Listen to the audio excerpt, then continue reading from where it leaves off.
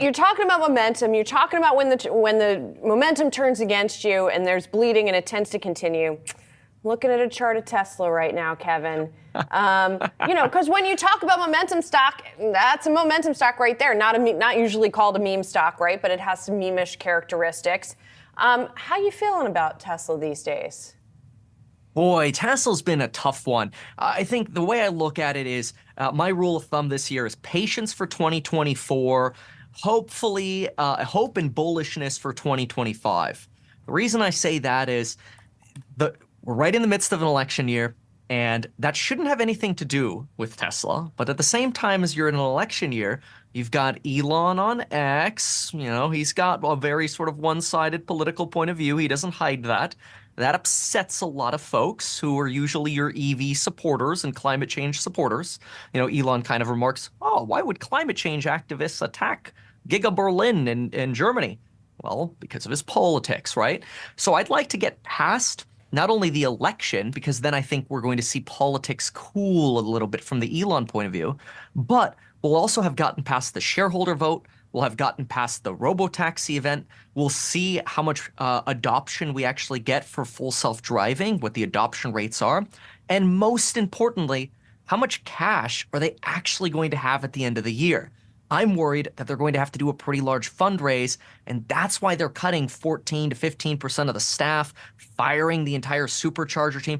It feels rash, but I think it's because they have to, running a little low on cash. So hope for 2025, but patience for 2024 is my take. Kevin, that's really interesting, the idea that Tesla needs to shore up the balance sheet. What do you think is the most likely way they would do that? Oh, they just issue shares. Not only do they need the share price to stay up so that Elon doesn't get margin called on his loan secured by Tesla shares over at X, but they would just issue shares is my expectation. And the reason for that is, you look at the balance sheet, they've got payables of that well over $20 billion. They've got maybe $3 to $4 billion of free cash available. And what's remarkable is their free cash flow in the first quarter was negative $2.5 billion. Then Elon suggested they would spend $10 billion this year on AI for their FSD. And I'm thinking to myself, where's the money coming from? It's certainly not coming from increasing deliveries. Right. So that's why we're seeing the cuts right now. We're seeing the cuts on employees. We're seeing the cuts on expanding the business.